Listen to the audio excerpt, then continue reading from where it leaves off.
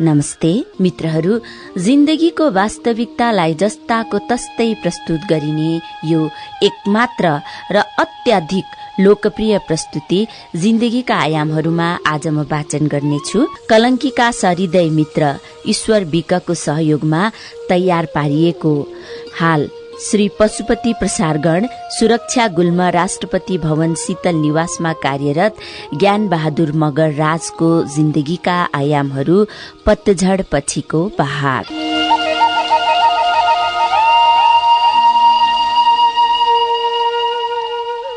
मेरो नाम ज्ञान बहादुर मगर राज हो।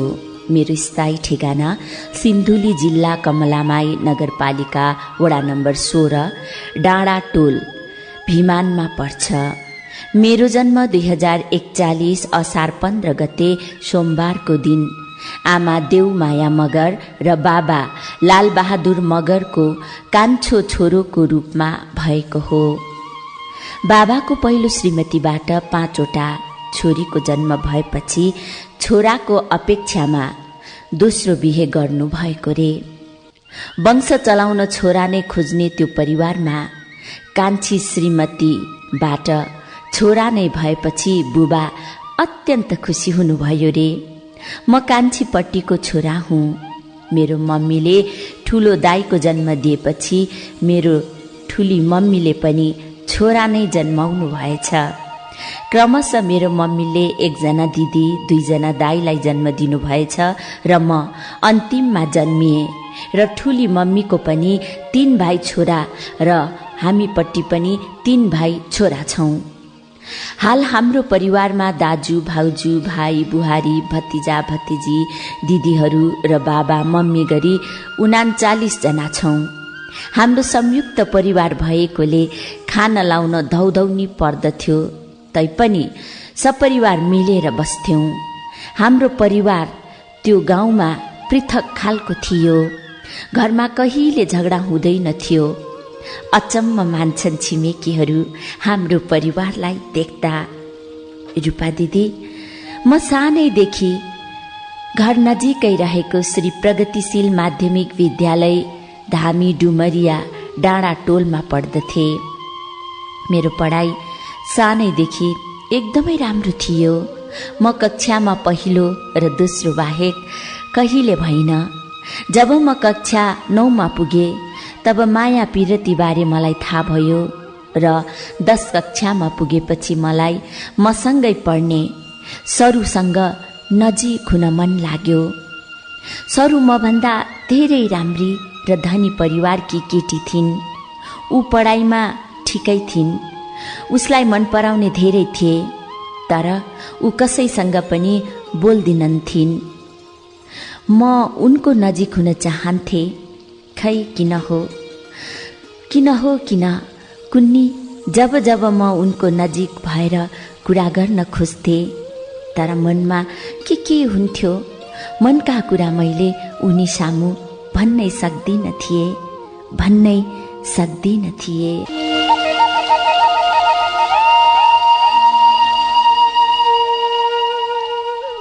रूपा दिदी, समय अगाडि बढ्दै जाने क्रममा म सरूको नजिक गए। ऊ पनि नजिकै आइन् र मैले भने, म तिम्रो नजिकको साथी बन्न चाहन्छु। उनले पनि हुन्छ भनिन् र हाम्रो मित्रताको बन्धन अगाडि बढ्दै गयो। एक दिन स्कुल नजिकै रहेको एउटा ठूलो रुखमुनि बसेर हामी पढ्दै थियौं अनि भविष्यमा पढेर के बन्ने कस्तो गर्ने भन्ने बारेमा कुरा गर्दै थियौं। कुरा गर्दै जाने क्रममा मैले सरूलाई भनेको थिएँ, सरू, तिमीलाई पाउने मान्छे धेरै भाग्यमानी हुनेछ। तिमी हर कुरामा अगाडि छौ। म एउटा धनी परिवारको केटा भएको भए तिमीलाई नै बिहे गर्थे। मेरो त्यो कुरा सुनेपछि सरूले भनेकी थिइन्, म बाबुआमाको सम्पत्तिमा बाँच्ने केटासँग होइन, आफ्नै कमाईमा बाँच्ने केटासँग बिहे गर्नेछु। धन हुनेसँग मन हुँदैन, मन हुनेसँग धन हुँदैन। मनमा माया हुन्छ, स्नेह हुन्छ, तर धनमा स्वार्थ हुन्छ। म स्वार्थमा होइन, माया र स्नेहमा बाँच्न चाहन्छु। सरुको यो कुरा सुनेपछि त्यति बेला मैले जिस्कदै भनेको थिएँ, उसो भए तिमीलाई म माया गर्छु, म तिमीसँगै बाँच्न र मर्न चाहन्छु भने तिमी के भन्छौ? त्यो पल चन्द्र रूपी मुहार रातो पार्दै सरुले भनेकी थिई, राज भनेर त हेर, पहिला भन्नलाई पैसा लाग्दैन। सरुको त्यस्तो शब्द सुनेपछि मैले दिल खोलेर भनेको थिएँ, सरू, मैले आजभन्दा धेरै पहिलेदेखि नै तिमीलाई मन पराउँथे, तर भन्न सकिरहेको थिइनँ। आज समयले मेरो मनको कुरा खोल्ने सुनौलो अवसर दियो। साँच्चै सरू, म तिमीलाई धेरै माया गर्छु, धेरै। तिम्रो माया र साथ पाए मेरो जीवन कति खुसी हुन्थ्यो होला, म कल्पना पनि गर्न सक्दिनँ। मैले यति भनेको मात्र थिएँ। त्यसपछि सरुले मुसुक्क हाँस्दै भनिन्, साँच्चै राज, तिमी मलाई यति धेरै माया गर्छौ? सरू, तिमी म भन्दा धेरै धनी छौ। सबैजना तिम्रो पछाडि लाग्छन्, तर तिमी कसैको वास्ता गर्दिनौ।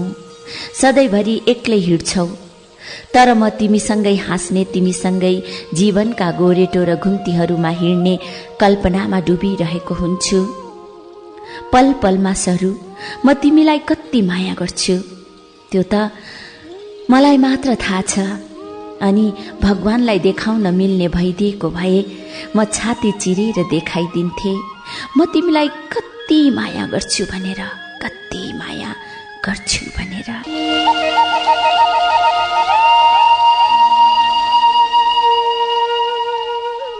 रूपा दिदी, जब मनदेखि नै कसैलाई चोखो माया गरिन्छ भने पाइन्छ भन्थे कोही कोहीले। म पनि सरुलाई मनदेखि आत्मसाक्षी राखेर माया गर्थे। दिनहरू अगाडि बढ्दै जाने क्रममा सरुले मेरो प्रेम प्रस्ताव स्वीकारी। सरुलाई पाएपछिका दिनहरूमा म धेरै खुसी हुन थाले। साथीहरूले भन्ने गर्थे, राज, त धेरै भाग्यमानी रहेछस्, सरू जस्तो माया गर्ने मान्छे पाइस्, बधाई छ तलाई। साथीहरूले यसरी मलाई भाग्यमानीको संज्ञा दिए। ती दिनहरूमा सरू मेरो जीवनमा आएपछि मेरो बोली चाली, हाउभाउ, चाल चलन सबै बदलिए। त्यसपछि टेस्टमा दुवैजना पास भयौं अनि एसएलसीको तयारी दुवै मिली गर्यौं। एसएलसी सुरु भयो र सकियो पनि। एसएलसीको रिजल्टको प्रतीक्षा गर्दै, कहिले सरूसँग लुकी छिप्पी भेट्दै, मिठा मिठा माया पिरतीका कल्पना गर्दै जाँदा एसएलसीको रिजल्ट पनि निस्कियो। दुवैजना पास भयौं र सरू उच्च शिक्षा पढ्न थालिन्। मेरो भने सानैदेखि नेपाली सेनामा जागिर खाने ठूलो धोको थियो। त्यति बेला गाउँमा बसेर पढ्न पनि मुस्किल थियो। देशमा संकटकाल घोषणा भएको थियो र एउटा नेपाल आमाको छोरा नेपाली सेनाको वर्दी लगाएर म देशको लागि मर्न पनि तयार छु भन्दै हातमा बन्दुक र राइफल बोकेर हिँड्थ्यो। अर्को छोरा जनमुक्ति सेनाको वर्दी लगाएर सर्वहारा वर्गको मुक्तिको लडाईँमा सामेल भएर शोषक र सामन्तवादको अन्त्य गरी नयाँ नेपाल बनाउने सुन्दर कल्पना गर्दै हातमा बन्दुक बोकेर हिँड्थ्यो।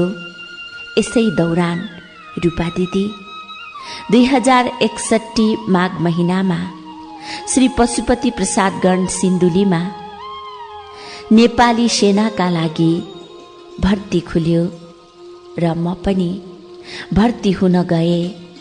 हरेक परीक्षामा राम्रो नतिजा ल्याएर म नेपाली सेनाका लागि छनौट भए। तालिममा सामेल हुनुभन्दा एक दिन अगाडि सधैँ भेट्ने देउरालीको पिपल बोटमा भोलि भेट्न आऊ भन्ने खबर सरूको बहिनी मार्फत सरूलाई पठाए। भोलिपल्ट म सरूलाई पर्खिरहेको थिएँ। सरू आइन्। उनलाई सबै कुरा भने। उनी रुँदै भन्न थालिन्, राज, मेरो बिन्ती छ, तिमी यो जागिर नखाऊ। आँखाभरि आँसु पार्दै यस्तै भन्दै थिइन्। तर म दृढ थिए देशको सेवामा जुट्न। हुन त कुन मायालुको मन रुँदैन होला र आफ्नो मुटु भन्दा पनि प्यारो मान्छे लडाईको मैदानमा होमिने खबर सुन्दा। आँखाबाट बलिन्द्र धारा आँसु झार्दै अंगालोमा बाँधिएर, मेरो राज, मलाई छोडेर नजाऊ, म तिमी बिना एक्लै बस्न सक्दिन भन्दै सरू धेरै रोइन्। मैले उनको आँसु पुस्दै भनेको थिएँ, सरू, मलाई रोएर होइन, तिमीले हाँसेर आज बिदाई गर्नुपर्छ। म तालिम सिद्धिएपछि सधैँ सधैँको लागि तिमीलाई आफ्नो बनाउने छु। अनि म जहाँ हुनेछु तिमी पनि त्यही हुनेछौ। हामी सँगै बाँच्नेछौँ, सँगै मर्नेछौँ। मैले उनलाई धेरै सम्झाएर अन्त्यमा आँखाको आँसु लुकाउँदै मुसुक्क हाँसेर बिदा गरिन्। म तालिमको लागि सरूलाई एक्लै छाडेर आए। तालिम सुरु भयो। पूर्व मेचीदेखि पश्चिम महाकालीसम्मका साथीहरूसँग परिचय भयो। नेपाली सेनाको तालिम अत्यन्तै गाह्रो हुँदो रहेछ। तालिम गर्न नसकेर धेरै साथीहरू भागे, तर म भागिन। तालिमका क्रममा पल पल म सरूलाई सम्झन्थे। उनीसँग बिताएका पलहरू सम्झिँदै दुःखै दुःखमा 4 महिना बित्यो। नेपाली सेनामा भर्ती भएको 4 महिना नपुगी घरमा जान त परै जाओस्, फोन गर्न र बाहिर निस्कन समेत पाइँदैन थियो। घाम पानी दिन रात नभनी तालिम गर्नुपर्ने, पत्थर जस्तै सारो मुटु बनाउनु पर्ने। पत्थर जस्तो मुटु बनाउने सिलसिला चलिरहँदा पनि सरूको यादले र मायाले मलाई धेरै सताउँथ्यो। दुःख सुख र समय बित्दै जाने क्रममा मैले एक दिन घरमा फोन गरे। भाइसँग कुरा गर्दा मैले सरूको बारेमा सोधे। भाइले भन्दै गयो, दाई, तपाई घर छोडेर गएपछि तपाईको र सरूको प्रेम सम्बन्ध बारे सरूको परिवारले थाहा पाए। त्यसपछि सरूको परिवारले जबरजस्ती 2062 असार महिनामा विराटनगर घर भएको धनी परिवारको एकमात्र छोरासँग सरूको परिवारले विवाह गरिदिए। ऊ धेरै रोई, रुदै रुदै गई। भाइले यस्तै यस्तै भन्दै थियो फोनमा। त्यो दिन रात जस्तै बन्यो। आकाश खसेर मलाई थिचे जस्तै लाग्यो। चारैतिर अँध्यारो अँध्यारो। म त्यही लडे। त्यसपछि मलाई के भयो थाहा भएन। 2 घण्टापछि होसमा म एउटा मेडिकलको बेडमा पल्टिरहेको थिएँ। केही समयपछि म त्यहाँबाट उठेर हिँडे। मन मिल्ने 2-4 जनासँग म एउटा रक्सी पसलमा पसे। जिन्दगीमा पहिलो पल्ट मैले सरूको वियोगमा धेरै पिएको थिएँ। बस धेरै पिएको थिएँ।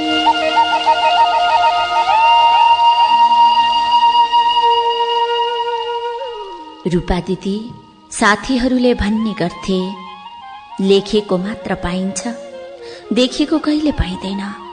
फेरि प्रेम प्राप्ति पनि होइन, त्याग पनि हो। रोएर केही पनि हुँदैन।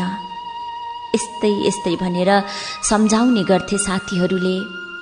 सम्झाउन जति सजिलो हुन्छ, सम्झिन त्योभन्दा धेरै गाह्रो हुन्छ।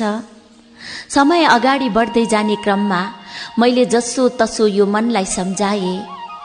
सरूको सधैँ सुखको कामना गर्दै देश र जनताको सेवा गर्ने कसम खाएको म अगाडि बढ्दै गए। तालिम सिद्धियो। 1 हप्ताको बिदा लिएर घरमा गए। स्कुल पढ्दा सरूसँगै बिताएका ती डाँडा पाखा अनि सुन्दर देउरालीको त्यो पिप्पलको रुखमुनि बसेर सरूलाई सम्झिए र धेरै रोए। तर मैले उसलाई भेट्ने कोसिस गरिन। बिदा पनि सिद्धियो। म घरबाट ब्यारेक फर्किए। त्यसपछि मेरो सरुवा नेपालको राजधानी काठमाडौँमा भयो। दुःख सुख दिन, हप्ता, महिना अनि वर्ष पनि बित्यो। 15 दिनको बिदा लिएर म घरमा गए।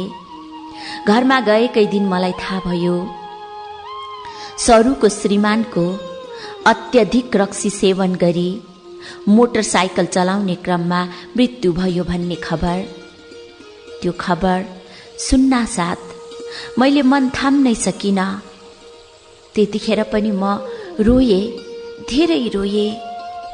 सरुको श्रीमानको मृत्युपछि सासू ससुरा सबैजना मिलेर सरुलाई लोग्ने खाने संज्ञा दिएर त्यो घरबाट निकालिदिएछन्। त्यस्तो दुःख पर्दा ऊ एउटा साथीको घरमा गएर बसिछे। सरुको बारेमा यस्ता कुरा सुन्दा मलाई साह्रै दुःख लाग्यो।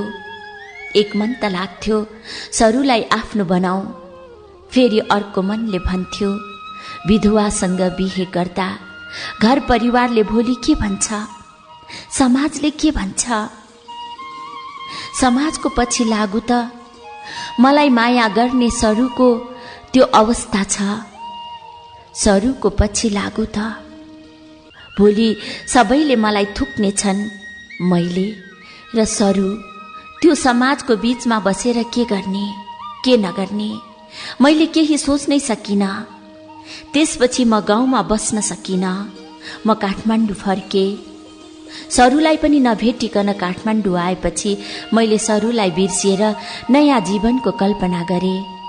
तर मन पटक्कै मानेन त्यो कल्पनालाई यथार्थमा परिणत गर्न। काठमाडौँमा तन भए पनि मन त त्यही मायालुसँगै हुन्थ्यो। जति भुल्न खोजे पनि धेरै महिना बित्यो।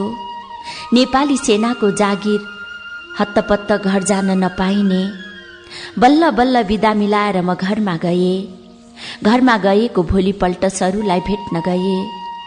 मलाई भेट्दा ऊ धेरै रोई, म पनि रोए। कुनै दिन मेरो अंगालोमा बाँधिएर रुने मायालु त्यो समय टाढै बसेर रोई। हो, टाढै बसेर रोइरहिन्, बस रोइरहिन्।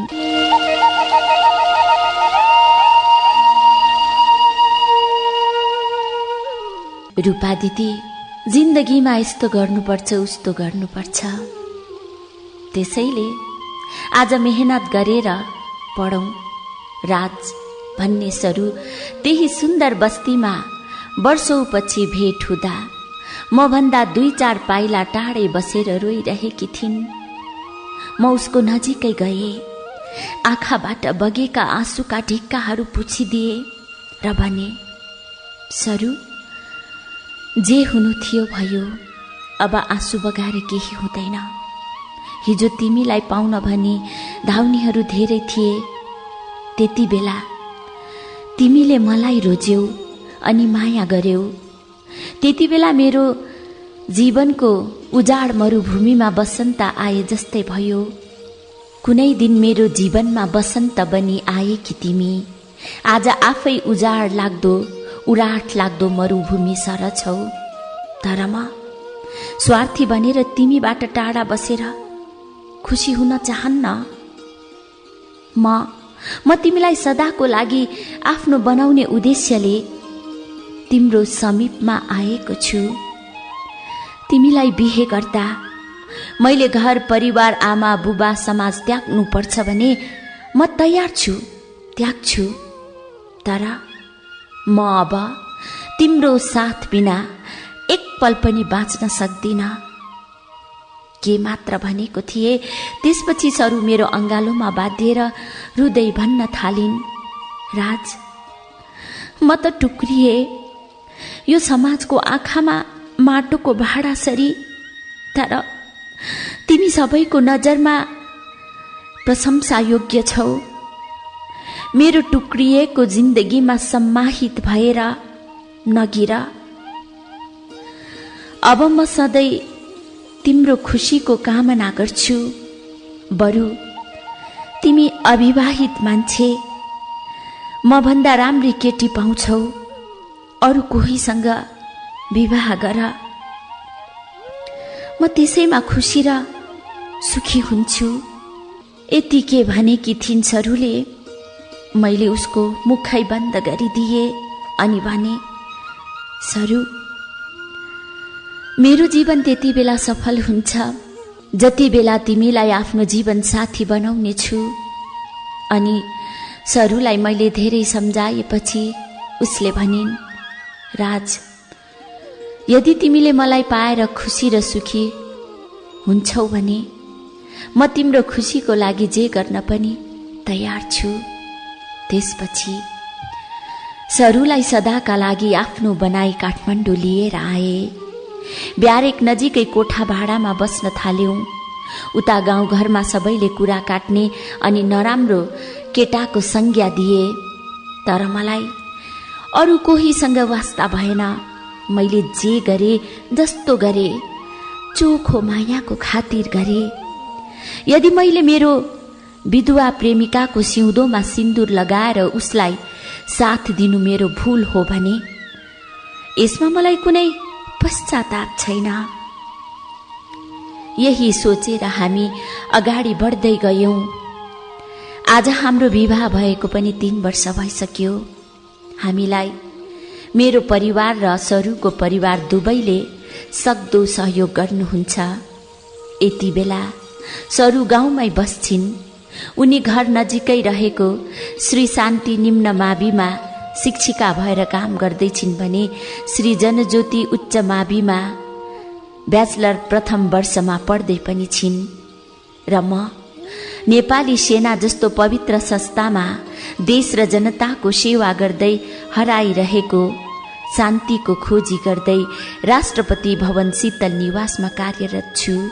आज हाम्रो जीवन एकदमै खुसी साथ बितिरहेको छ र जसले जे भने पनि हामी दुवै खुसी र सुखी छौं, एकदमै खुसी छौं।